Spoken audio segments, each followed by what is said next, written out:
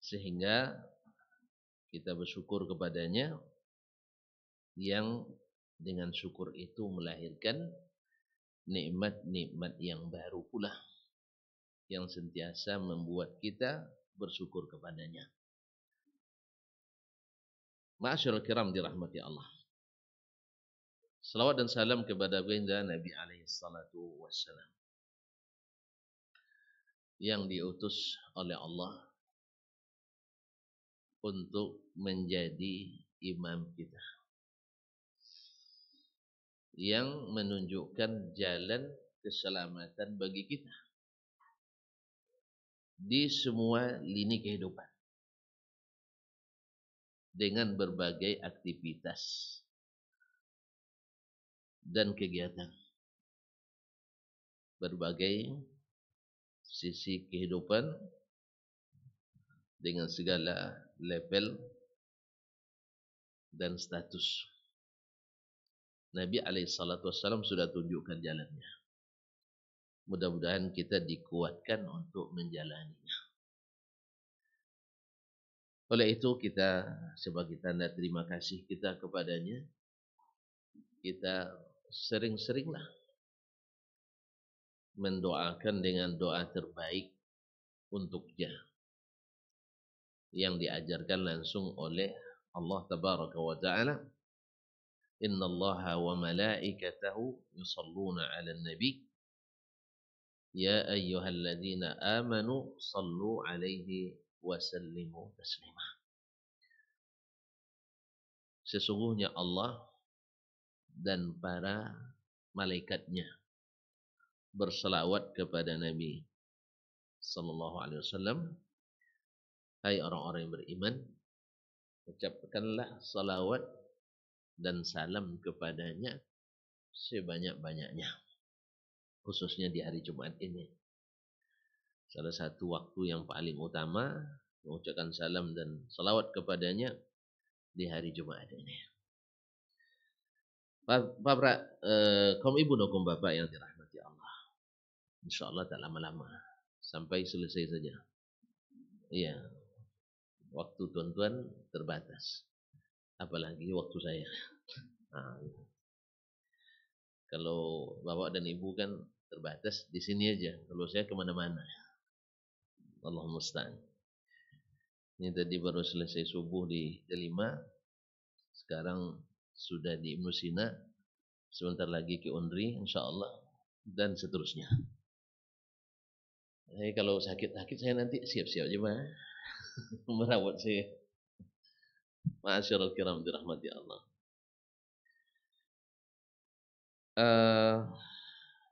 Ini kajian perdana untuk sekarang. Dulu udah sering ngaji kan. Kemudian di Masjid Asy-Syifa ini. Biasanya kita ngaji di auditorium. Rupanya ada tambahan ditelepon oleh ketua yayasan langsung. Tadi rencana beliau mau hadir katanya, tapi anaknya sakit pula. Semoga Allah sembuhkan. Dengan sekali sebulan katanya. Kita coba aja dulu. Kalau tidak kuat sekali sebulan, nanti sekali setahun. Ya, sekali setahun. Tapi kalau lebih kuat, ada waktu tambah sekali sehari. Anda mulai menampaknya takut ya, sekali sehari. Saya juga tidak diberitahu apa yang harus saya sampaikan, karena ustadznya kan beda-beda nih. Ada Masya Allah orang-orang hebat, Dr. Sayyidul Amin, ada Dr. Mawardi Muhammad Saleh, guru-guru kita, dan saya ini paling kecil di antara mereka. Nah, tapi saya berijtihad ini, dan ijtihad boleh salah, boleh betul. Saya nak membawakan kajian tentang As-Sirah An-Nabawiyah, tentang sirah Nabi, yaitu sejarah kehidupan Nabi sallallahu alaihi wasallam. Karena setelah kita lihat generasi ke sekarang ini,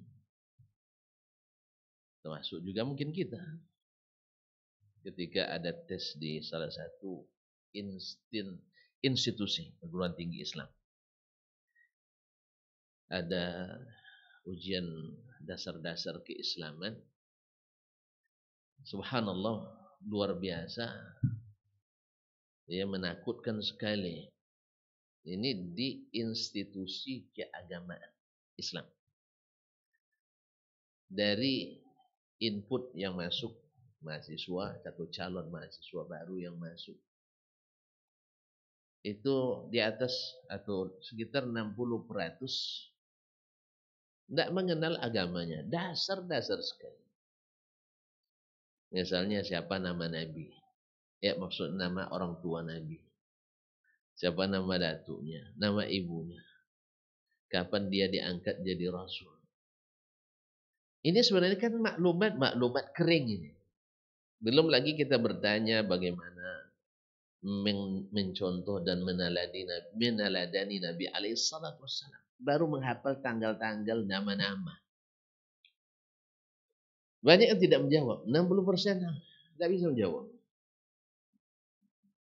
Maka menghidupkan kembali sirah orang yang paling mulia yang pernah melangkahkan kakinya di atas tanah, di permukaan bumi ini, yaitu Nabi alaihissalatu wassalam. Yang mana sirahnya tak ada satu pun yang patut disembunyikan. Semuanya boleh dibongkar.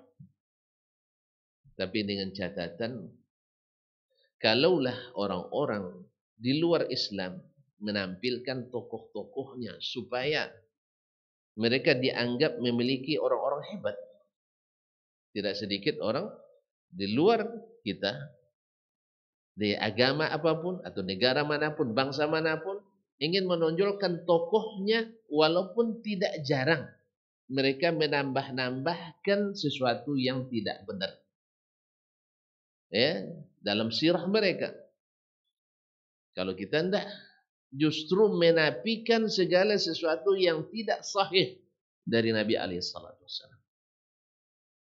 Kalau umat Islam tidak menghalalkan segala cara untuk mengangkat Nabi, karena Nabi itu kalau diangkat dengan bukan sebenarnya, tambah turun dia nilainya. Justru umat Islam, para ulama kita mengangkat Nabi dengan yang sahih dan sabit dari Nabi, bukan dengan mengada-ngada sesuatu atas nama Nabi. Karena apa? Karena Nabi alaihissalatu wassalam manusia yang Allah jaga bukan hanya setelah jadi Nabi. Sebelum jadi Nabi sekalipun, beliau dijaga oleh Allah Subhanahu wa taala. Tak pernah terlihat tidak berpakaian di waktu kecilnya, setelah dia bisa sendiri, bahkan sebelum baliknya, kecuali satu kali di masa kecilnya.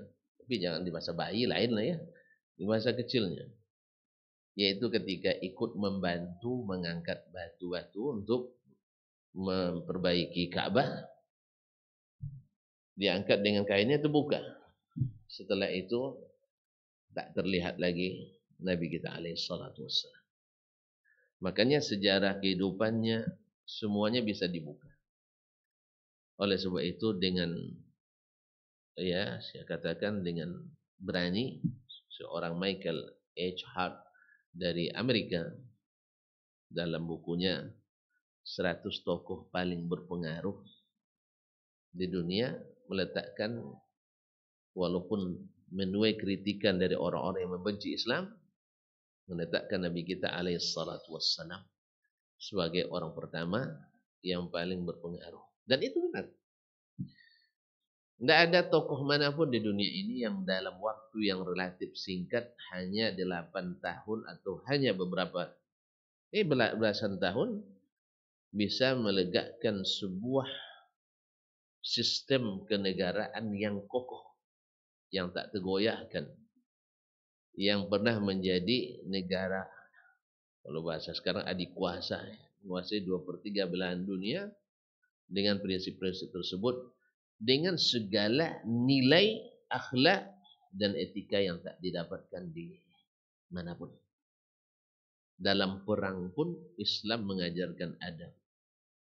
Jangankan dalam damai. Dalam perang pun Islam membantu.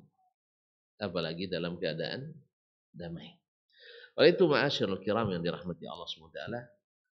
Inilah yang menjadi latar belakang kenapa sirah ini mesti diangkat kembali. Dan kalimat as-sirah dalam ini dari kata-kata sara yasiru sayran siratan. Itu berjalan. Artinya perjalanan hidup. As-sirah yani at-tariqah wal manhaj. The way of life Nabi alaihi salatu wassalam.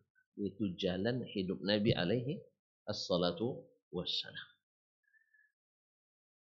Banyak faedah yang didapat dari belajar sirah ini. Atau kenapa kita mesti belajar sirah Nabi alaihi salatu wassalam. Kalaulah Nabi sendiri yang diarahkan langsung oleh ilahi Rabbi. Nabi kan diarahkan oleh Allah. Kalau berijtihad salah, diluruskan langsung oleh Allah SWT. Makanya dia maksum dari kesalahan. Beliau sendiri di dalam Al-Quran Allah sebutkan kepadanya kisah-kisah para nabi sebelumnya. Kisah-kisah nabi sebelumnya. Supaya apa? Supaya Nabi mengambil ibrah dan pelajaran. Misalnya ketika Nabi didustakan. Orang sejujur itu didustakan. Orang Quraisy yang kasih gelar Nabi Al-Amin didustakan oleh mereka. Apa Nabi berdusta? Demi Allah tidak. Tapi mereka yang dusta. Kenapa mereka membenci Nabi? Nabi berubah perangainya? Demi Allah tidak. Cuman Nabi ingin memberi mereka pencerahan yang sebelumnya tidak mereka dapatkan beratus-ratus tahun lamanya. Sebab antara Nabi Muhammad SAW dan Nabi Ibrahim dan Ismail lebih kurang 1200 tahun. Jauh gitu. Lihatlah bagaimana kita umat ini hari ini. Antara kita dengan Nabi 1400 tahun. Makanya banyak yang aneh bagi masyarakat Muslim sendiri dan Muslimah. Ketika kita sebutkan beberapa hal yang berkaitan dengan syariat ini yang sahih dari Nabi, tapi tidak diketahui oleh kebanyakan kita. Tidak diketahui oleh kebanyakan kita. Gimana tidak? Tadilah kita katakan, nah, yang calon mahasiswa di institusi keagamaan saja, ya mereka tidak mengetahui agamanya yang dasar-dasar sekali. Dan nanti mereka akan menjadi sarjana-sarjana keluaran universitas Islam. Tapi mereka tidak punya bekal sama sekali. Apalagi kalau udah masuk universitas, jurusan-jurusan yang sifatnya saintis. Yang sifatnya keilmuan duniawi. Ditambah lagi nanti yang ngajarnya mungkin ngajar agama guru IPS. Di Indonesia ini memang unik gitu. Ya. Kalau guru agama tidak hadir, guru biologi bisa gantikan. Tapi kalau guru biologi yang tidak hadir, guru agama tak boleh gantikan. Karena memang di Indonesia beragama tidak boleh terlalu serius. Ya, kalau makan boleh serius. Beragama tidak boleh serius. Akhirnya ini akibatnya. Jadi guru agama tidak hadir, guru matematik boleh gantikan. Tapi guru matematik tidak hadir, guru agama tak boleh gantikan. Itulah makanya dulu gaji guru agama rendah, guru umum. Nah, tuan-tuan belum hidup di masa itu, kami aja yang belum. Tuan-tuan belum hidup masa itu, kami juga belum. Nah, jadi ada NIP 130 dulu dengan NIP. Yang apa dulu? Nah, lupa saya sekarang ya. Karena saya belum mendapatkannya dulu. Jadi guru agama tak bergengsi, guru matematik, masya Allah bergengsi. Ma'asyiral kiram dirahmati Allah. Nah, Nabi SAW mengajarkan mereka kebaikan, tapi bagi mereka kebaikan itu sesuatu yang aneh. Maka mereka mendustakan Nabi. Nabi sedih. Orang sebaik ini didustakan. Betul kan? Tuan-tuan dah sekolah tinggi ni, lalu orang bilang tuan-tuan bodoh. Sedih tak? Sedih? Gitu aja kok sedih. Saya tidak sedih, saya dibilang bodoh. Karena saya tidak bodoh, alhamdulillah. Iya. Saya tidak sedih. Karena saya tidak melakukannya. Saya tidak punya sifat itu. Betul kan? Jadi tidak sedih, no, saya sedih. Tapi begitulah. Nabi yang tak dusta, dibilang dusta. Nabi yang tak pandai sihir, dibilang penyihir. Nabi yang tidak pandai bersyair, dibilang penyair. Dusta-dusta dan sebagainya. Maka Nabi dihibur oleh Allah SWT dengan menunjukkan sejarah para nabi sebelumnya. Wa iyyukadzibuka faqad kuzzibat rusulun min qablik. Muhammad, jangan sedih. Jangan putus asa. Teruskan dakwah. Seandainya mereka mendustakanmu, padahal kamu dulu diharapkannya. Nabi-nabi sebelummu juga didustakan. Dalam dialognya umat Nabi Nuh dengan Nabi Nuh, dulu kami mengharapkan kamu jadi kader kami. Kok begini jadinya? Berarti Nuh orang baik sebenarnya. Diharapkan dulu. Berarti orang hebat atau orang bodoh? Orang hebat. Diharapkan. Akan tumbuh menjadi penyambung. Dialog mereka dengan Nabi Hud alaihissalam juga seperti itu. Laqad kunna fina marjuwan qabla hadza. Dulu kami harap. Berarti punya potensi. Tetapi karena tak sesuai dengan mereka inginkan, dimusuhi. Demikian juga dengan Nabi Ibrahim alaihissalam, dengan Nabi Musa alaihissalam. Maka Nabi diberikan pelajaran oleh Allah dalam kisah-kisah itu. Nah, mudah-mudahan kita dengan belajar sirah nanti juga akan dapat pelajaran dari kisah-kisah itu. Ya, jangan nunggu bermasalah dulu. Ya. Tapi kalau sudah masalah, lihat ada dalam kisah Nabi SAW. Apa yang paling berat yang pernah ibu-ibu alami dalam rumah tangga? Alhamdulillah enggak ada. Sehat-sehat semua, alhamdulillah. Ngaku ini nampak pula ya. Nah, apa yang berat? Enggak makan. Hah? Enggak makan berhari-hari. Di keluarga Nabi sempat 3 bulan tak hidup api. Nah, terhibur kita kan? Berarti kita tidak dapat makan ini bukan karena Allah benci. Karena orang yang paling disayangnya saja tidak makan selama 3 bulan. Maksudnya tidak makan ini ya, roti dan daging itu maksudnya. Apa yang dimakan? Kurma dan air. Kurma dan air al-aswad. Kalau tuan-tuan dalam hidup ini gaji, ada yang bilang tadi gaji tidak cukup gaji suami. Tapi sampai mati suaminya makan terus. Ada warisan lagi. Di mana tidak cukupnya? Nah, bilang bahwa di keluarga orang yang paling dicintai Allah sering berkekurangan, tapi selalu merasa cukup. Kalau sempat ibu-ibu misalnya di awal tahun diberi oleh suami belanja hadiah, bukan belanja nih, hadiah 20 juta di awal tahun. Jangan terkejut. Biasa Nabi juga pernah memberikan istri-istrinya di awal tahun 2 ton korma. 200 kilo, enggak 2 ton lah ya korma. Banyak dah itu. Banyak yang bisa dia pakai untuk sedekah, untuk hadiah, menjalin hubungan silaturahim dengan lain dan makan sendiri. Di kasa lapang pula. Ternyata ada. Kalau misalnya suami ibu-ibu ya ingin selalu makan bersama, kalau perlu saling menyuapi. Jangan apa pula? Karena Nabi SAW suka minum dari bekas minum istrinya. Nah, kalau tidak mau suami, bacakan hadis itu. Nah, itu kalau tidak mau. Atau istri tidak mau, bilangkan itu. Ini kadang-kadang kan ini. Sebab, ma'asyiral kiram dirahmati Allah. Nak tahu hidup bahagia itu, belajar pada orang yang paling bahagia. Dan kalau nak menularkan bahagia ke orang lain, kita sendiri harus bahagia. Kalau kita tidak bahagia, gimana nak bahagiakan orang? Nah, kalau belum kita bahagia, tak mungkin membahagiakan orang.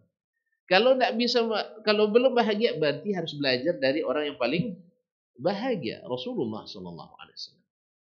Itulah maka kita angkat sirah ini. Nabi saja perlu dihibur dengan kisah-kisah, apalagi kita. Apalagi kita. Karena yang membuat kita sedih itu kadang-kadang kan karena tidak ada orang, rasanya kita yang diuji Allah, yang lain tidak. Gitu ya. Betul kan? Misalnya ketika daftar misalnya dulu di jadi tenaga medis atau paramedis atau tenaga struktural ditolak. Sedihnya luar biasa kan. Tapi pas baca daftar 2000 diterima 20. Alhamdulillah ramai yang tidak diterima. Agak ringan. Makanya dalam pepatah Arab dikatakan mautul jama'ati ahwan. Mati bersama itu lebih ringan daripada mati sendiri. Iya. Sebagaimana juga sholat jemaah lebih ringan daripada sholat sendiri. Makanya jangan sholat sendiri, bapak-bapak khususnya. Sholatlah berjamaah, karena berjamaah itu lebih ringan daripada sholat sendiri. Sholat sendiri berat, Pak. Ibu. Makanya orang kalau sholat sendiri pasti cepat-cepat. Betul kan? Karena berat. Kalau sholat bersama imam tidak bisa dia sendiri. Akhirnya tahan juga. Ada gemetaran juga sebenarnya. Tapi lama-lama tahan juga. Makanya sholat bersama itu lebih mudah. Sama, kita bekerja tim, bukan mempekerjakan tim. Ini beda tuh. Kerja tim dengan mempekerjakan tim. Beda kan? Paham maknanya? Beda. Banyak orang pandai mempekerjakan tim. Dia sendiri tidak bisa kerja tim. Nah ini, yang seperti ini tidak layak jadi pemimpin ini. Sebab menderita orang dibuat. Menderita. Iya, kalau pas mengali, ahli. Pas membagi, tidak pandai. Kalau mengali, hafal betul dia itu. Iya, sekali jalan, sekian kan. Nah, tapi pas membagi, berapa untuk anak buah? Dia tidak pandai itu. Kalau ibarat pepatah kaminya, jangankan nitya, jangan tompi, nitya tak ada katanya. Jangankan dapat tempiasnya, titik pun tak ada. Masyaallah kiram dirahmati Allah. Nah, ini akan kita dapatkan. Nabi SAW, jangankan tempias, hujan lebatnya untuk jemaahnya. Beliau yang terakhir. Nah, akan kita dapatkan kisah seperti itu. Hanya dengan ketiga, di saat kita membaca sirah Nabi SAW, semakin cinta kita kepadanya. Semakin sayang kita kepadanya. Dan cinta itu kaum muslimin dan muslimat membuat bila cinta sudah melekat, nah coklat semakin nikmat. Bukan masa. Jadi kalau cinta sudah melekat, maka coklat semakin terasa nikmat. Nikmat memang. Cuma karena kita tidak mengenal Nabi SAW, justru kita lebih mengidolakan yang selain beliau. Beliau alaihissalam. Bahkan mohon maaf, bahkan di kalangan kita yang mendedikasikan diri sebagai da'i, muballighah, tak jarang lebih mengidolakan syekh daripada Nabi alaihissalatu wassalam. Buktinya disuruh memilih antara Nabi dengan syekhnya, dia pilih amalan syekhnya. Alasannya apa? Syekhnya pasti paham hadis itu, dia tinggalkan hadis. Kalau paham masa ditinggalkan? Kalau paham masa ditinggalkan yang lebih baik kepada yang kurang baik? Karena semua kita paham bahwasanya yang datang dari Nabi ibarat mutiara. Yang dibuat oleh selainnya mungkin kerikil. Mana yang berharga? Kerikil pada mutiara? Hah? Nggak pernah punya mutiara, gimana mau tahu? Berharga mutiara pada kerikil. Tapi begitu. Karena mengenal nabinya, hanya mengenal namanya, kapan lahirnya, di mana rumahnya, berapa istrinya, tidak mengenali secara mendalam bagaimana cintanya Nabi kepada kita. Bagaimana Nabi sangat antusias untuk menyelamatkan kita. Bagaimana Nabi cintanya berkekalan sampai ke akhirat. Kalau para Nabi yang lain mengatakan, nafsi, nafsi, Nabi mengatakan, ummati, ummati. Kita tidak tahu bahwasanya Nabi SAW menderita gara-gara kita. Ya, untuk kita. Biar bisa menahan dirinya dari kemarahan. Bahkan tidak sedikit pun menyimpan dendam kepada orang kafir. Coba bayangkan, apalagi ke orang muslim. Orang kafir, Nabi tidak dendam kepadanya. Tonton, nanti akan kita lihat. Ketika beliau ditolak di Makkah. Berapa kali dipersekusi. Berapa kali dibatalkan kajiannya. Karena Masjidil Haram diurus oleh haji-haji jahiliyah. Hah? Ada haji masa jahiliyah? Masa jahiliyah ada haji? Ada apa enggak? Enggak tahu. Nah, bilangnya enggak tahu. Ada enggak orang menunaikan haji ke Makkah di masa jahiliyah? Nah, enggak tahu rupanya. Nanti kita belajar. Ya, mereka musim-musim yang paling mereka tunggu itu musim haji. Musim haji. Mereka ingin melihatkan pemurahnya mereka. Ada yang bagian akomodasi. Ada kabilah yang menangani masalah konsumsi. Sampai disebutkan Abdullah bin Jud'an itu. Abdullah bin Jud'an itu hidangannya drive-thru. Paham? Apa maksudnya? Hah? Bisa diambil dari atas onta atau kuda. Pengendara onta tidak perlu turun. Ya, cukup ambil saking tingginya tempat hidangan makanannya. Dari atas onta langsung diambil dan dibawa. Hah? Ada orang sepemurah itu. 1000 ekor onta dia bantai untuk melayani jemaah. Berapa duit itu? Nah, tidak tahu. Bilang aja tidak tahu. Selesai ikutnya. Bilang aja tidak tahu. 1000 ekor onta setiap musim haji. Mereka melayani orang jemaah haji. Ada haji. Cuman hajinya jahiliyah. Sehingga Masjidil Haram diurus oleh haji-haji jahiliyah. Yang kerjanya apa? Menghentikan kajian Nabi sallallahu alaihi wasallam. Melarang Nabi menyampaikan Al-Qur'an dan hadisnya di situ. Jadi kalau ada Pak Haji sekarang melarang kajian, jangan-jangan belajar pada Haji Abu Jahal. Haji, coba lagi, Haji Abu Lahab. Ya, kerjanya menghentikan kajian. Apa sebab? Karena kajiannya mengajak ke sunnah Nabi sallallahu alaihi wasallam. Ini terancam tradisi nenek moyang olehnya. Demikian dulu juga jawaban orang-orang jahiliyah dulu terhadap Nabi sallallahu alaihi wasallam. Mereka yang urus Masjidil Haram dulu. Sehingga Nabi ditolak di Makkah. Nanti akan kita sebutkan kalau Allah masih mengizinkan. Pergi ke Taif, Nabi dihadang lagi, bahkan dicemooh dan dilempari dengan batu. Lebih menyakitkan lagi yang melemparinya orang-orang bodoh, orang-orang kurang akal. Apa istilahnya itu orang-orang kurang akal tuh? Setengah gila gitu. Yang orang-orang yang enggak ini, yang orang-orang dungu disuruh. Kalau sempat petinggi yang lempari lumayan terhormat gitu kan.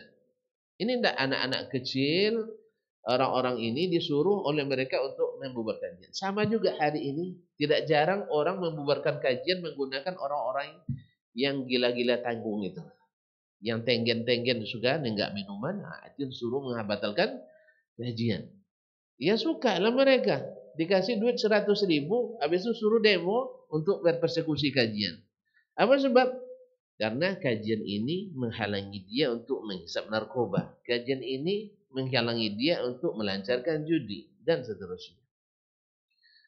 Kan aneh bin ajaib, ya, petinggi agama menggunakan orang-orang seperti ini untuk membatalkan kajian-kajian agama.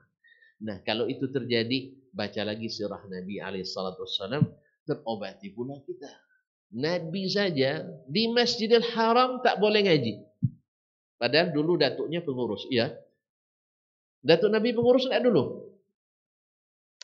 Enggak benar. Datuknya siapa? Abdul Muttalib. Pengurus kan? Iya. Hashim dulu datuk ayahnya, datuk-datuknya juga pengurus. Qusay dulu datuknya pengurus. Tapi pas dia yang berdakwah dihalangi. Kalau sempat tuan-tuan nanti mertua bikin masjid, habis itu tidak boleh ngaji di situ, sabar. Karena Nabi juga dulu dipersekusi di tempat itu. Dendam, tak boleh. Ketika datang malaikat Jibril membawa malaikat tukang urus gunung, bukan pemegang kunci gunung. Ini kalau kita banyak pemegang kunci. Nah, habis itu kena erupsi, tutup dia. Dia megang kunci banyak. Ini banyak syiriknya. Ini enggak malaikat yang tukang atur gunung. Bagian urusan Kementerian Pergunungan. Dia yang tentukan gerak gunung, di mana posisi dan sebagainya. Ditawarkan ke Nabi SAW. Ya Muhammad. Sebab Nabi dengan penolakan orang Taif tak ada harapan untuk balik ke Mekah untuk berdakwah lagi. Pasti lebih sulit. Dia ketika tolak orang Taif minta, tolong jangan sampaikan ini kepada orang Mekah. Oh, tahu dia. Akhirnya jangankan sampai kami percepat telegramnya. Ya. Awalnya diundur 3 hari, hari itu dia harus sampai ke Mekah beritanya. Kata malaikat, kalau kau mau hai Muhammad, lihat, kalau engkau mau hai Muhammad, kami tautkan 2 gunung Mekah ini. Kan Mekah tuh Ka'bah, Masjidil Haram di antara 2 gunung besar kan? Kami utbiqu alaihimul aqshabain, kami tautkan. Artinya digeser posisinya sampai keduanya bertahun. Kalau sudah terjadi itu apa yang terjadi? Hah? Tentu, saya ulang kembali. Ini orang Mekah di antara 2 gunung. Sah? Lalu gunung itu ditautkan. Kira-kira apa yang terjadi? Hah? Apa? Ya habislah, tidak ada lagi Mekah. Orang Quraisy tinggal sejarah dulu. Nah, gini ya. Dulu di sini ada orang Quraisy. Tinggal sejarah. Habis. Nabi ini menguntungkan Nabi atau merugikan Nabi? Masa menguntungkan? Nah, ini berdendam ini. Bagi Nabi ini merugikan. Apa sebab? Orang mati dalam kekuburan, rugi kita. Jelas? Karena orang ini, kalaupun orang tua tak Islam, anak cucunya. Makanya kalau tuan-tuan misalnya dekat dengan penguasa, misalnya, lalu ditawarkan ustaz, yang bertentangan dengan ustaz itu dihabisi aja ya. Kira-kira apa ibu menjawab? Mantap tuh. Betul tuh Pak. Ini orang tidak bisa dikasih hati. Nabi tidak. Itu bedanya kita. Belum ditawarin sudah majukan proposal. Sudah membisik-bisik, membusuk-busuk, memprovokasi. Ini bukan dakwah. Nah, di sini perlunya kembali mengaji sirah Nabi SAW, bukan menghasut. Bahkan ditawarin bukan memprovokasi. Apa kata jawab Nabi SAW? Inni la arju ayyukhrijallahu min aslabihim man ya'budullah wahdah.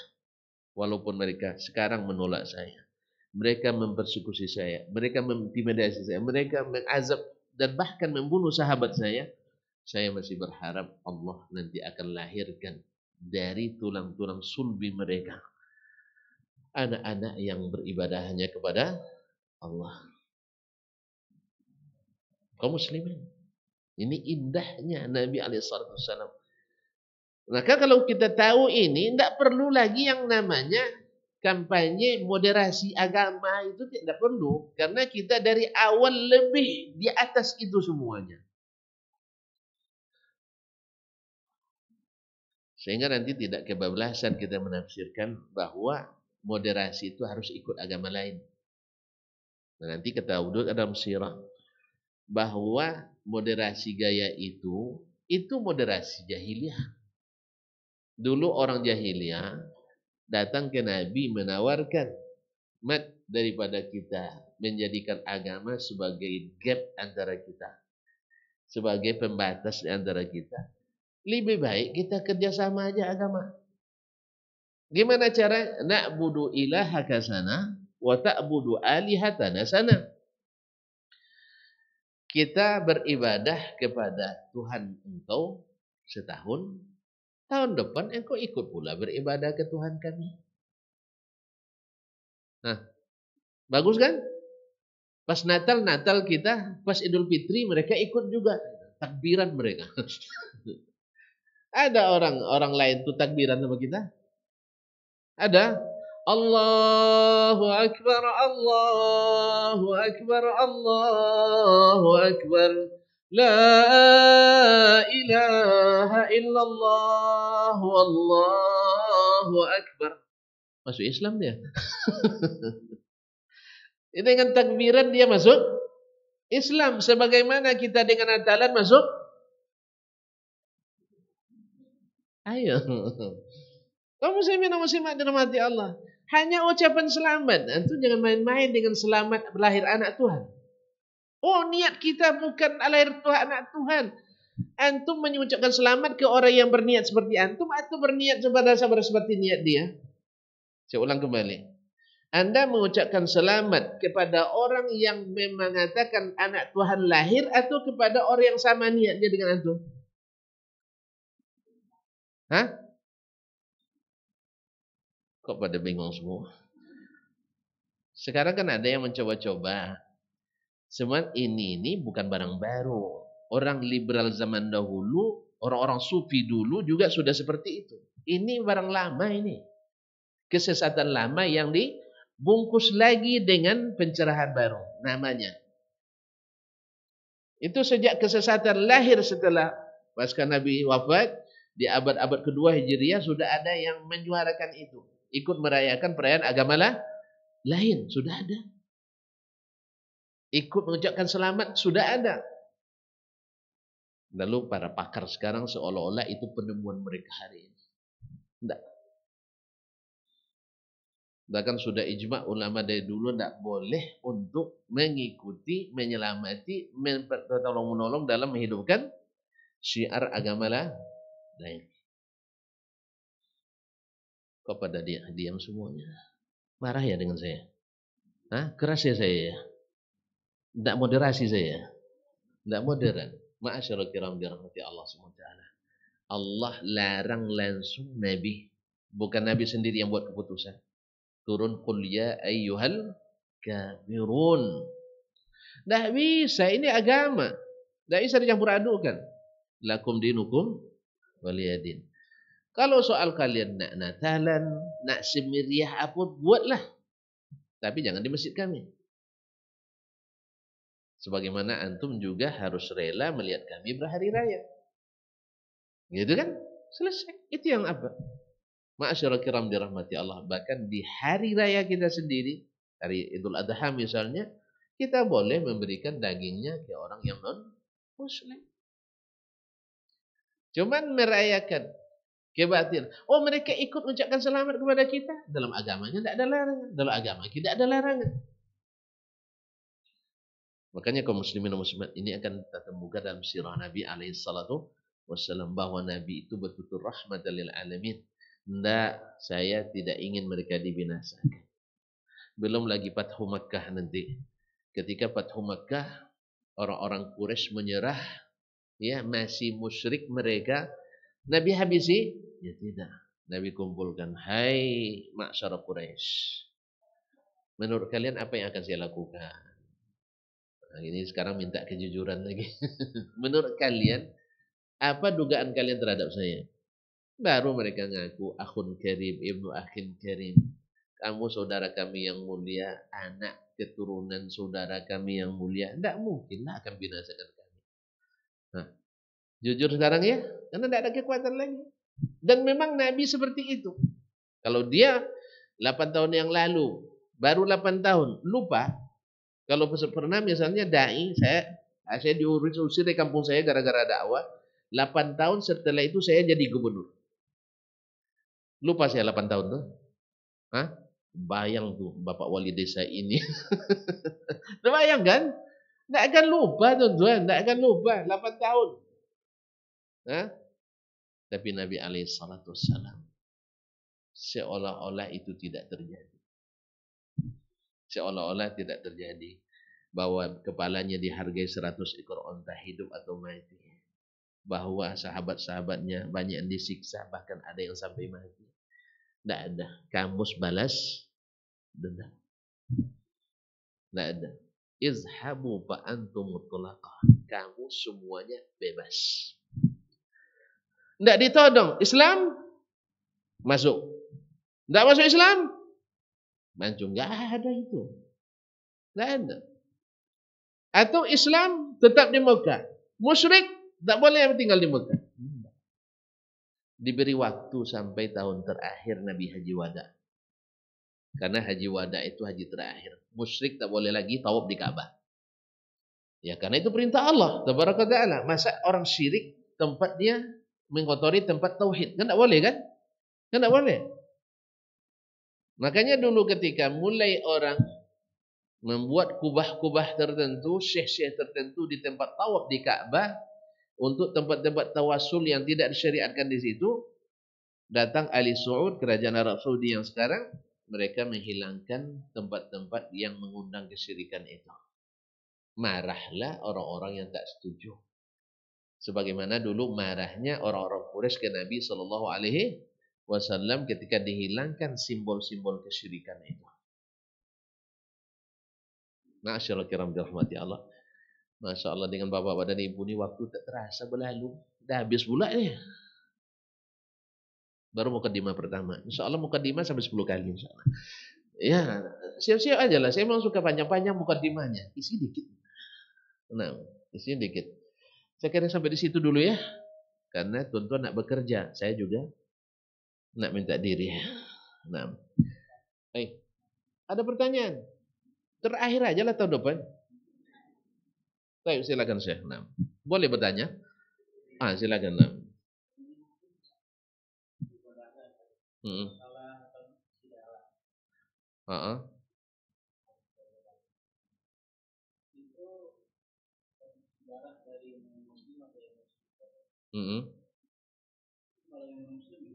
Enggak apa-apa. Nah, boleh.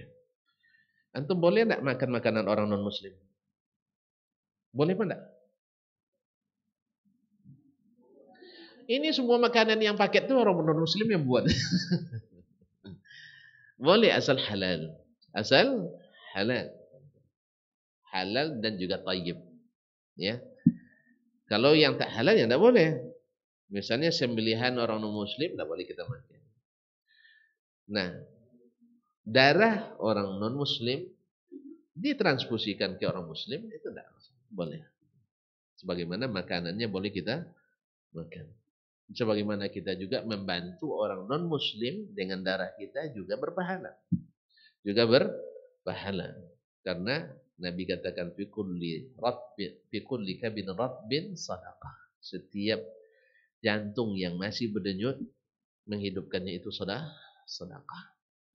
Jadi kita mentang-mentang orang kafir bertemu dia sakit nanti kita enggak boleh. Wajib hukumnya kita sembuh. Wajib kita sembuhkan. Dulu dalam perang salib, tonton ingat perang salib?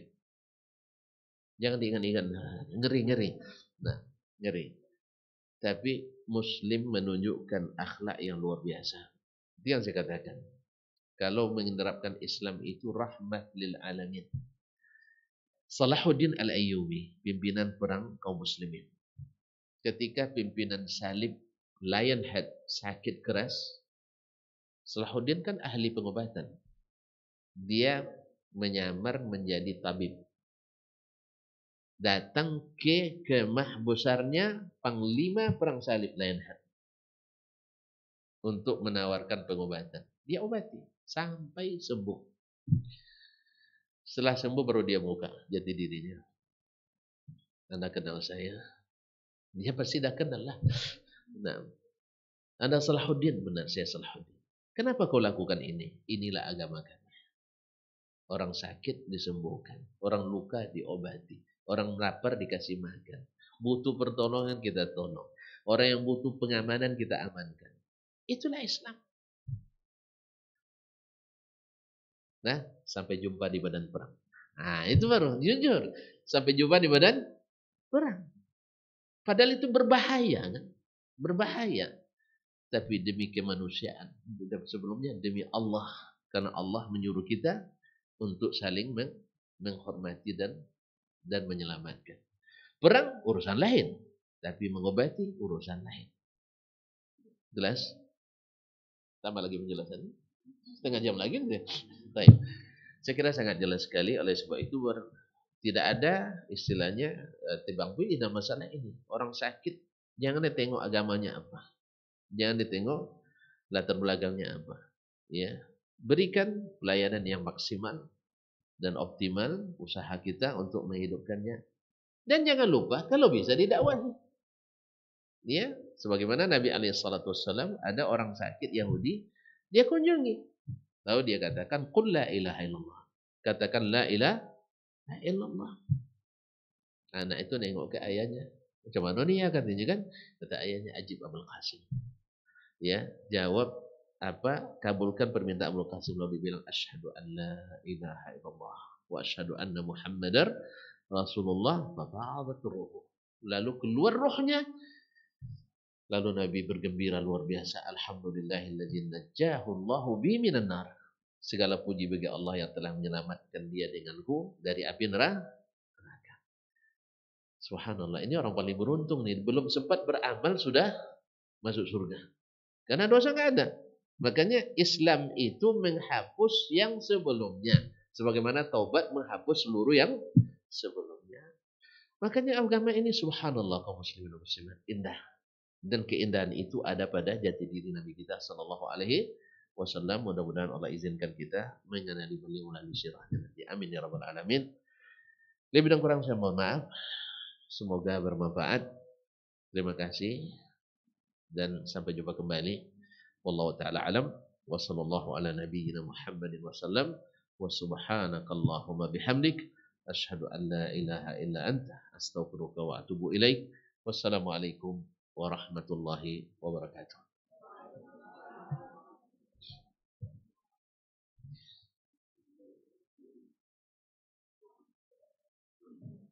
Terima kasih.